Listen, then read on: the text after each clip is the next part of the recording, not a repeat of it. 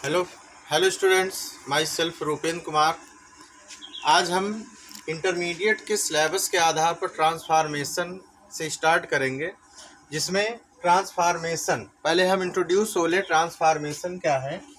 Transformation का मतलब होता है रूप परिवर्तन, किसी भी वाक्य का रूप परिवर्तन करना, जिसके अंतर्गत सेंटेंस का रूप बदल जाता है किंतु अर्थ नहीं बदलता। फिर से एक बार समझ ले, ट्रांसफॉर्मेशन का मतलब होता है वाक्य का रूप परिवर्तन। तो वाक्य का रूप बदल जाता है किंतु उसका अर्थ नहीं बदलता। इंट्रोडक्शन में हमने बता दिया कि किसी भी सेंटेंस को उसके रूप का बदलाव करके दूसरे प्रारूप में लिखा जा सकता है किंतु उसके भाव में कोई परिवर्तन ना हो, तो यही ट्रांसफॉर्मेशन होता है। ट्रांसफॉर्मेशन के अंतर्गत विविध चैप्टर्स होते हैं, जिनको मैं यहाँ पर इंडिकेटेड नहीं करूँगा। और आज फर्स्ट चैप्टर केवल हम यूज, जिसे हमने फर्स्ट चैप्टर लिया है सबसे पहले, use and remove of adverb too, जिसके अंतर्गत हम इसमें ट्रांसफॉर्म करेंगे, सेंटेंस को ट्रांसफॉर्म करेंगे, जिसमें हम पहले सेंटेंस में एडवर्ब टू यूज करेंगे और फिर उसको रिमूव करेंगे। तो नंबर फर्स्ट, अगर हम नंबर फर्स्ट देखेंगे, इसमें हम रिमूव ऑफ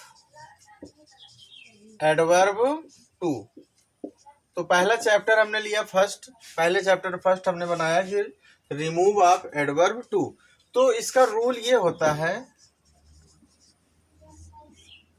कि रूल नंबर 1, टू के स्थान पर सो का प्रयोग करते हैं। टू के स्थान पर सो का प्रयोग करते हैं।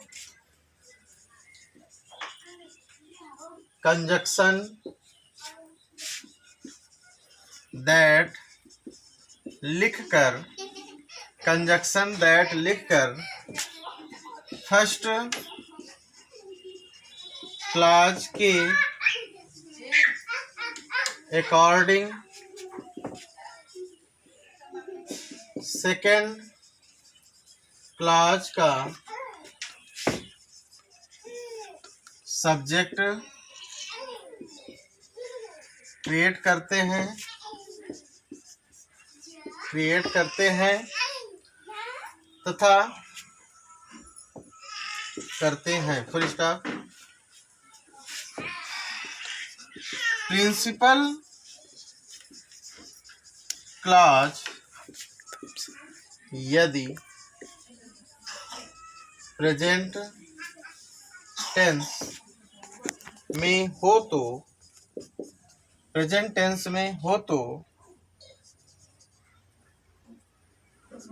सेकंड क्लॉज में कैन नॉट का प्रयोग करते हैं। प्रिंसिपल क्लॉज यदि प्रेजेंट टेंस में हो तो सेकंड क्लॉज में कैन नॉट का प्रयोग करते हैं, और यदि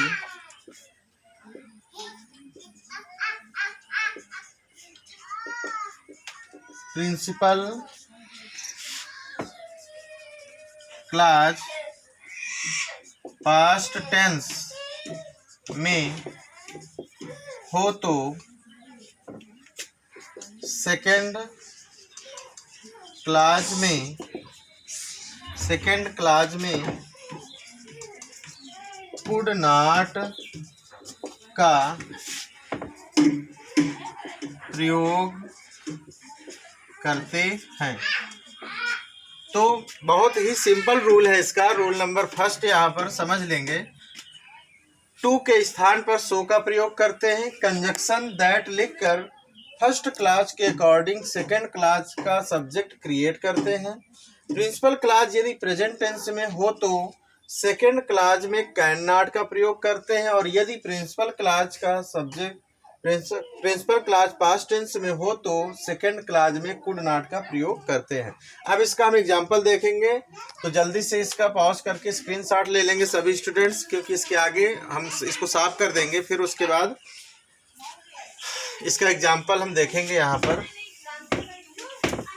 इसी के अकॉर्डिंग समझाकर ही मैं इसको साफ करूँगा।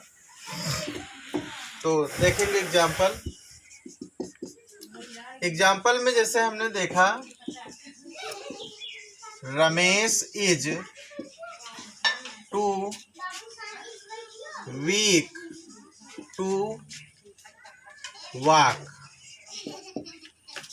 Ramesh is too weak to walk. तो यहाँ पर हमें इसमें टू को रिमूव करना है।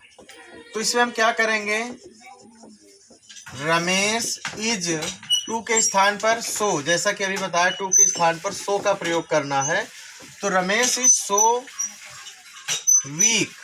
अब यहाँ पर ये जो इन्फिनिटिव मार्क है, इन्फिनिटिव का टू लगा है, इसके पहले हमें कंजक्शन दैट लिखना है, जो कि बताया गया। फिर उसके बाद फर्स्ट क्लॉज के अकॉर्डिंग, यहाँ पर ये इतनी फर्स्ट क्लॉज बन गई है, तो इसके सब्जेक्ट उसी के अकॉर्डिंग हमें नया सब्जेक्ट क्रिएट करना है। तो रमेश इसमें मैस्कुलाइन जेंडर होने की वजह से यहाँ इसका प्रोनाउन हम बनाएंगे ही, तो दैट ही। अब दूसरी कंडीशन यहाँ पर लागू होती है कि प्रिंसिपल क्लाज ये है, प्रिंसिपल क्लाज का वर्ब इसमें दी हुई है प्रेजेंट। तो अगर प्रेजेंट होती है तो इसके बाद हमें कैन नॉट का प्रयोग करना है, कैन नॉट। फिर उसके बाद ही कैन नॉट, और ये इन्फिनिटिव मार्क हट जाएगा, और उसके बाद हम लिख देंगे वाह। तो सीधे शब्दों में ये समझ लेना है कि टू को हटाकर सो लगाना है, और दूसरे टू को हटाकर दैट लिखकर सब्जेक्ट क्रिएट करके कैन नॉट या कुड नॉट लिखकर उस टू को हटाकर उस वर्ब का प्रयोग कर देना। तो ये सेंटेंस बन गया यहाँ पर। ये रूल नंबर फर्स्ट के अकॉर्डिंग हो गया। अब उसके बाद दूसरा एग्जाम्पल देखेंगे। दूसरे एग्जाम्पल में जैसे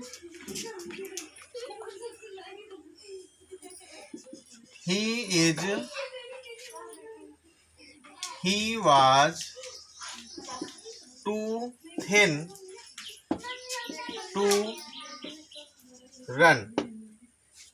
He was too thin to run. तो यहाँ पर भी हम इसको जब रिमूव करेंगे इसका एडवर्ब टू, तो इसमें लिखेंगे ही वाज, टू के स्थान पर सो, थिन, यहाँ पर कंजक्शन दैट का प्रयोग होगा, दैट ही। अब यहाँ पर इसी के अकॉर्डिंग ये सब्जेक्ट क्रिएट होगा, ही के बाद यहाँ पर हो जाएगा कुड नॉट रन। तो ये दोनों एग्जाम्पल प्रेजेंट और पास्ट के हो गए। अब इसके बाद इसको जल्दी से नोट कर लेंगे।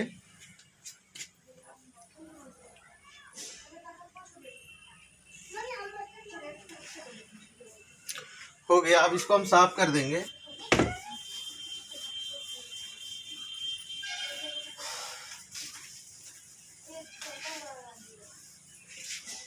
अब इसी में हम देखेंगे रूल नंबर 2। रूल नंबर 2 में जिन वाक्यों में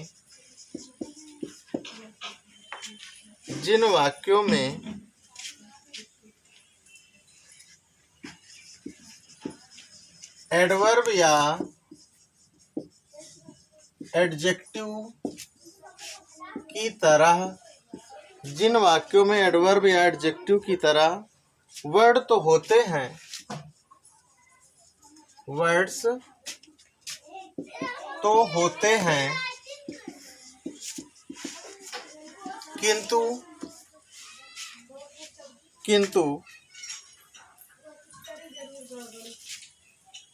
इन्फिनिटिव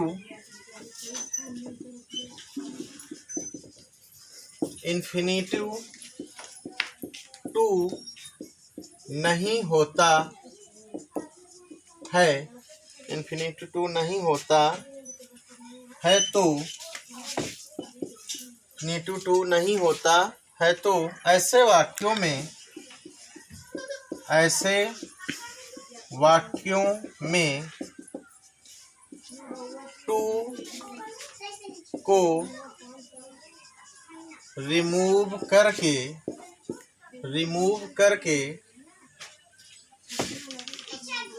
मोर देन का प्रयोग किया जाता है।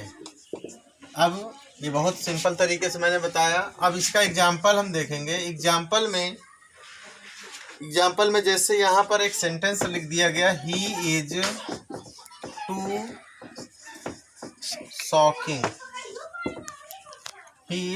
To shocking. तो अब इसमें जब इसको हम रिमूव करेंगे तो ही इज देखिए प्रॉपर रूप से देखते जाइए, समझ में आ जाएगा। ही इज मोर, ये मैंने बताया, मोर का प्रयोग होगा टू के स्थान पर, more shocking. He is more shocking. फिर उसके बाद देन, यहाँ पर ये कंजक्शन बनेगा then he is more shocking then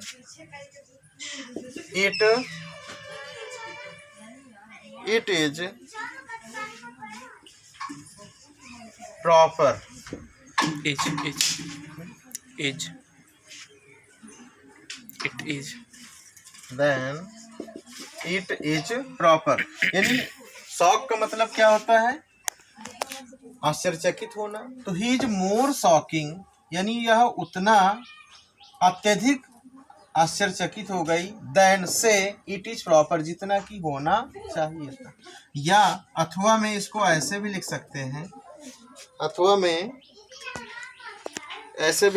हैं, he is more shocking then it should be it should be। यानी वह उतना ज्यादा आश्चर्यचकित हो गई से माने उसकी अपेक्षा, इट शुड बी जितना होना चाहिए, कहीं उसकी अपेक्षा वो ज्यादा आश्चर्यचकित हो गई। तो इसमें सीधे शब्दों में हमें ये समझना है कि टू के स्थान पर मोर, फिर उस वर्ड का प्रयोग कर देना, देन लगाना है, और देन लगाने के बाद उसको इट से रिप्रेजेंट करना है, और उसके बाद इज प्रॉपर भी लिख सकते हैं या शुड भी लिख सकते हैं। तो ये कन्फर्म हुआ रूल नंबर 2 में जो रिमूव ऑफ एडवर्ब टू है। अब इसको जल्दी से नोट कर लें।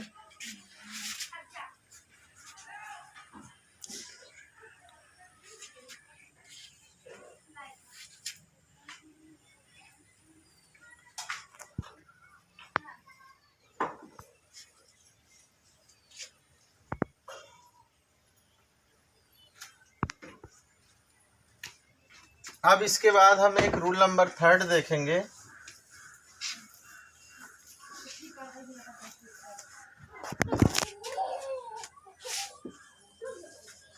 रूल नंबर 3 में यदि किसी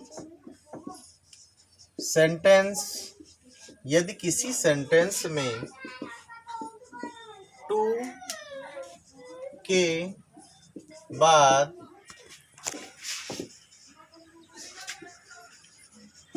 वेदर या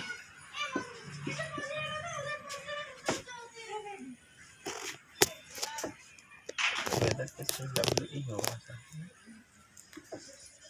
ये होगा, वो सही था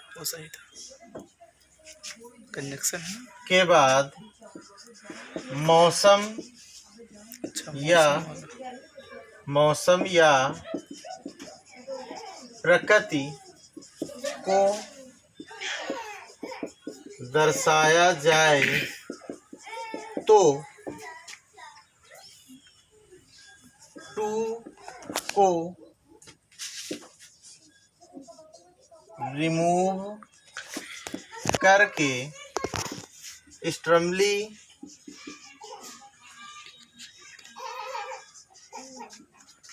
या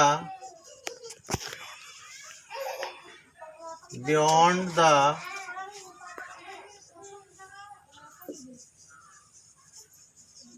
प्रॉपर लिमिट का प्रयोग किया जाता है। एग्जाम्पल देखेंगे इसका। द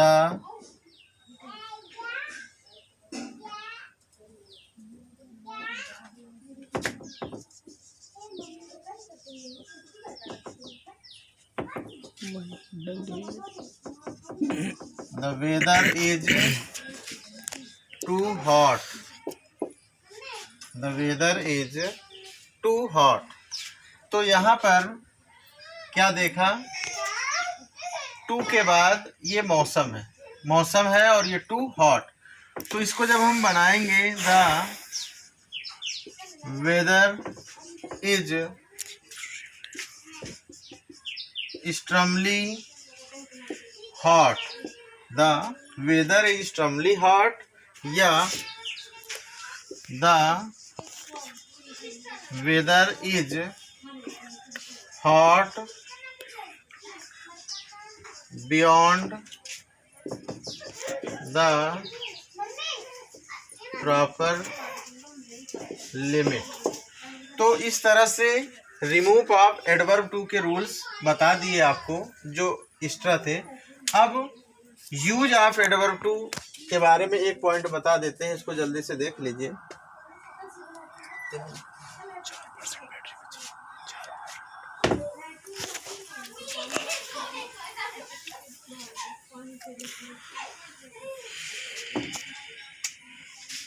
अब use of adverb too, use of adverb too. तो इसमें अगर रूल की बात करें तो यूज ऑफ एडवर्ब टू में रिमूव ऑफ एडवर्ब टू के सभी रूल ही प्रयोग होंगे। जिस प्रकार से हमने रिमूव करके, टू को रिमूव करके सो और अदर कंजक्शंस का प्रयोग किया, क्लास क्रिएट की, उसी तरह उनमें हमें उनको हटाकर टू का प्रयोग करना है। जैसे एग्जाम्पल के तौर पर, जैसे यहाँ पर लिख दिया जाए, he is so clever, he is so weak, यहाँ पे लिखा he is so weak that he cannot run। तो इसे हमें जैसे ही बनाना है तो इसमें हम क्या करेंगे, he is so के स्थान पर टू का प्रयोग करेंगे, he is too